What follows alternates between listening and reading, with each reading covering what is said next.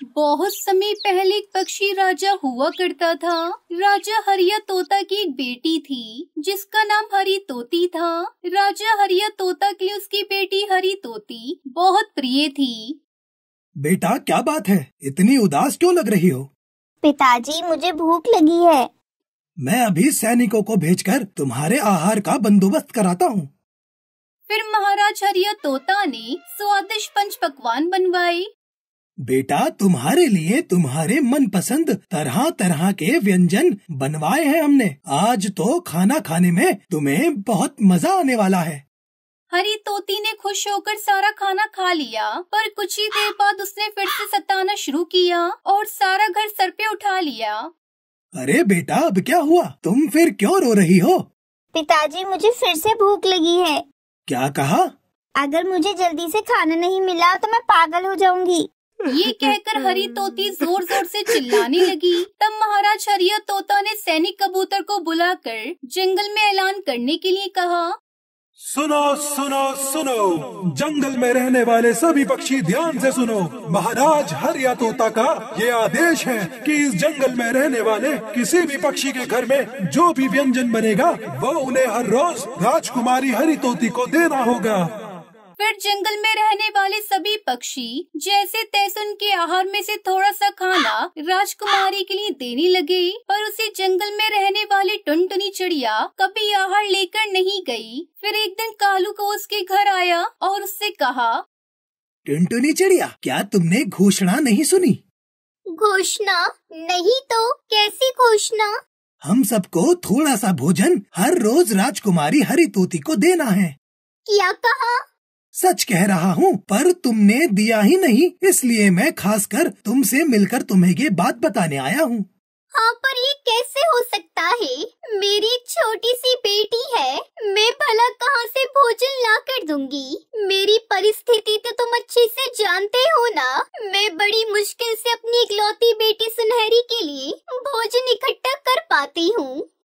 हाँ टुनटुनी तुम सही कह रही हो, पर ये महाराज की आज्ञा है ना। एक राजा का ये कर्तव्य है कि उसके राज्य में प्रजा सुखी रहे, ये नहीं कि वो उन्हें परेशान करे। ठीक है, तो मैं यही बात महाराज से कहकर उनसे इसका कोई हल मांगता हूँ।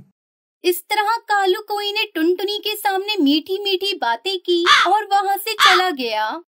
इस टुनटुनी में तो बहुत हिम्मत है, मुझे कुछ ऐसा करना होगा जिससे इस चिड़िया को दंड मिले। ऐसा सोचकर कालू कौवा महाराज हरिया तोता के पास गया।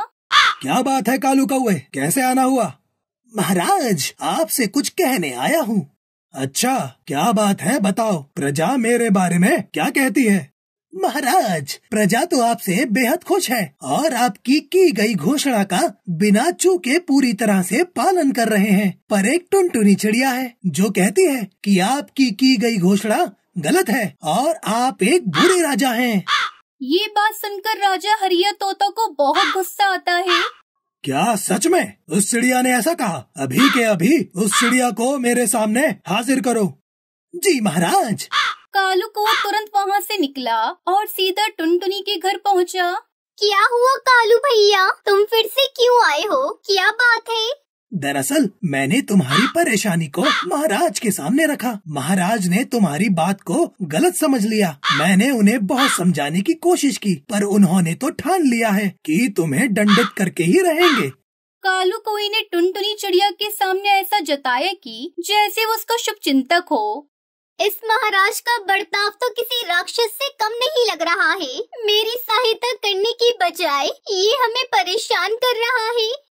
हाँ टुनटुनी चिड़िया तुम सही कह रही हो, पर अगर महाराज ने तुम्हें सलाखों के पीछे बंद कर दिया तो तुम अपनी बेटी से कभी नहीं मिल पाओगी।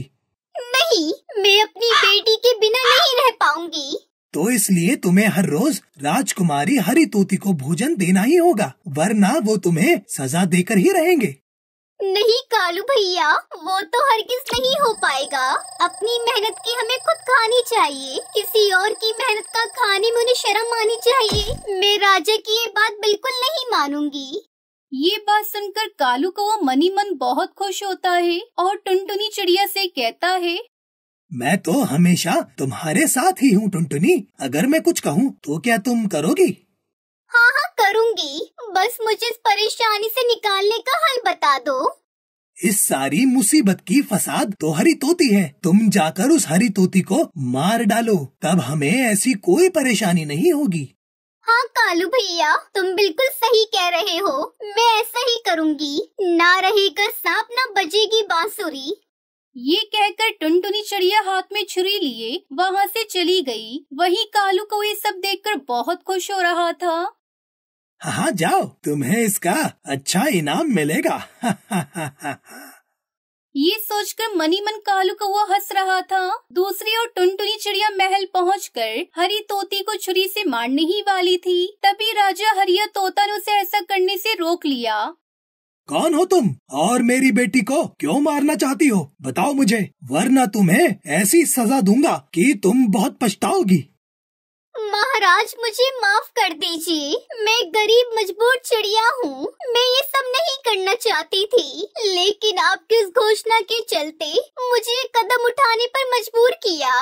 मेरे खुद के खाने के लाले पड़ रहे हैं। मेरी एक बेटी है जिसका पेट भरने के लिए मैं कड़ी मेहनत करती हूँ, फिर भी उसका पेट नहीं भर पाती, तो मैं आपकी बेटी को खाने के लिए क्या देती? तो मुझे कालू कोई ने सुझाव दिया कि मैं हरी तोती को मार दूं, जिससे ये परेशानी दूर हो जाएगी। ये बात सुनकर राजा हरिया तोता को अपनी गलती का एहसास होता है। साथ साथ उसे कालू कौवे की टुनटुनी के खिलाफ साजिश भी समझ आ जाती है। वो कालू कौवे को बंदी बना लेता है। इस कालू कौवे को झूठ बोलने और गलत खबर देने के इल्जाम में फांसी पर लटका दो। कालू कौवे को फांसी पर लटकाया गया। इस तरह कालू कौवे ने अपनी जान गंवा दी और टुनटुनी चिड़िया अपनी बेटी के साथ खुशी खुशी रहने लगती है।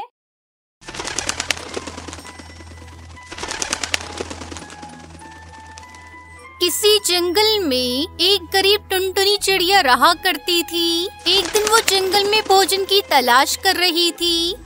अरे बाप रे बाप, आज कितनी गर्मी है, मुझे तो प्यास लग रही है। पहले मैं नदी से पानी पी लूं, फिर भोजन ढूंढने जाऊंगी। टुनटुनी चिड़िया नदी पर पानी पीने के लिए जाती है। तभी उसकी नजर नदी पे गिरे हुए सोने के हार पर जाती है। अरे ये हार तो सोने का लग रहा है। इतना कीमती हार इस नदी पर कहाँ से आया? ऐसा लगता है कि किसी पक्षी के पानी पीते समय ये यहाँ पर गिर गया होगा। मैं पक्षियों के घर जाकर पता करूँगी ये किसका सोने का हार है, फिर मैं उसे दे दूँगी। टुनटुनी चिड़िया सबसे पहले वो हार लेकर कालू कौवे के घर जाती है। कालू भैया, ओ कालू भैया, जल्दी बाहर आओ, मुझे कुछ पूछना है। क्या बात है टुनटुनी चिड़िया? दोस्तों, कल की वीडियो में आपने इतने कम लाइक क्यों किए? मुझे बहुत बुरा लगता है। दोस्तों, जब मैं आपके कहने पर कहानी बनाती हूँ और आप बहुत कम लाइक करते हो, और जब आप कम लाइक करते हो तो मुझे वीडियो बनाने का बिल्कुल भी मन नहीं करता है। तो प्लीज दोस्तों, अब इस वीडियो पर जाकर लाइक कर दो। कालू भैया, क्या ये सोने का हार आपकी पत्नी का है? ये मुझे नदी किनारे मिला है। नहीं नहीं टुनटुनी, मेरी पत्नी के पास इतना कीमती हार नहीं है। वैसे भी वो 2 दिनों से अपने मायके गई हुई है। ठीक है कालू भैया, मैं इस हार को लेकर सुंदरी कौवी के घर जाती हूँ, शायद उसका ये हार हो। अब टुनटुनी चिड़िया वो हार लेकर सुंदरी कौवी के घर जाती है। सुंदरी कौवी उसे अपने घर के बाहर ही मिल जाती है। सुंदरी, जरा देखकर बताओ तो, क्या ये सोने का हार तुम्हारा है? सोने के हार को देखकर सुंदरी को लालच आ जाता है। वो झट से बोलती है, हाँ हाँ टुनटुनी, ये सोने का हार मेरा ही है। ये तुम्हें कहाँ से मिला? मैं कल से ही इसे ढूंढ ढूंढ कर परेशान थी। ये हार तो मेरी माँ की आखिरी निशानी है। सुंदरी, ये हार मुझे नदी पर मिला है। अच्छा हुआ इस पर मेरी नजर पड़ गई। इतना कीमती हार संभाल कर पहना करो। अरे हाँ टुनटुनी, कल मैं नदी पर पानी पीने गई थी, तभी ये हार मेरे गले से गिर गया होगा। इसे मुझे दे दो। टुनटुनी चिड़िया सुंदरी कौवी को हार दे देती है। उधर महाराज हरिया तोता के महल में चारों तरफ अफरा तफरी मची हुई थी। उन्होंने अपने सैनिक बंटी कबूतर को आदेश दिया, बंटी, महारानी जी का सोने का हार कहीं गुम हो गया है। जाओ और जाकर उसे ढूंढो। अगर नहीं मिले तो एक एक के घर की तलाशी लो। जब तक महारानी जी का हार न मिले वापस मत लौटना। महाराज का पक्षी सैनिक सोने के हार को जंगल में ढूंढने लगता है, पर वो कहीं भी नहीं मिलता। लगता है महारानी जी का हार किसी ने चुरा लिया है। अब मुझे इनके घरों की तलाशी लेनी होगी। वो सैनिक पक्षियों के घरों की तलाशी लेने लगता है। सबसे पहले वो टुनटुनी चिड़िया के घोंसले में जाता है। अरे अरे सैनिक जी, आप ये क्या कर रहे हो? आप मेरे घर की तलाशी क्यों ले रहे हैं? मैंने क्या चुराया है? टुनटुनी चिड़िया, महारानी जी का सोने का हार खो गया है, हम वही तलाश कर रहे हैं। सोने का हार? कहीं ये सैनिक वही हार तो नहीं ढूंढ रहा है जो मुझे कल नदी पर मिला था? अरे सैनिक जी, कल मुझे नदी पर एक सोने का हार मिला था, पर सुंदरी कवि इस हार को अपना बता रही थी, इसलिए मैंने वो हार सुंदरी कवि को दे दिया।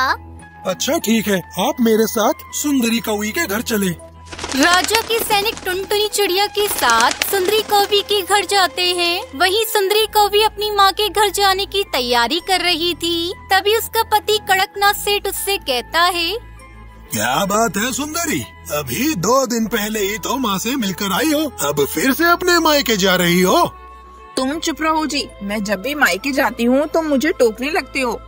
तभी बंटी कबूतर वहाँ आ जाता है और सुंदरी से कहता है, अब तुम मायके नहीं, सीधे महाराज के कैद खाने में जाओगी। चलो जल्दी से महारानी जी का सोने का हार निकालो। तुमने झूठ बोलकर टुनटुनी चिड़िया से महारानी जी का हार लिया है।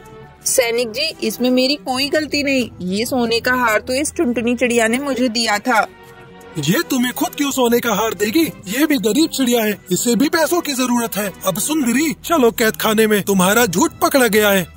महाराज का सैनिक बंटी कबूतर सुंदरी कौवी से सोने का हार ले लेता है और सुंदरी कौवी को कैद खाने में डाल देता है। तभी महाराज हरिया तोता टुनटुनी चिड़िया से कहता है, टुनटुनी चिड़िया, हम तुम्हें तुम्हारी ईमानदारी का तोहफा देते हैं। आज से तुम हमारे महल में काम करोगी, ठीक है टुनटुनी?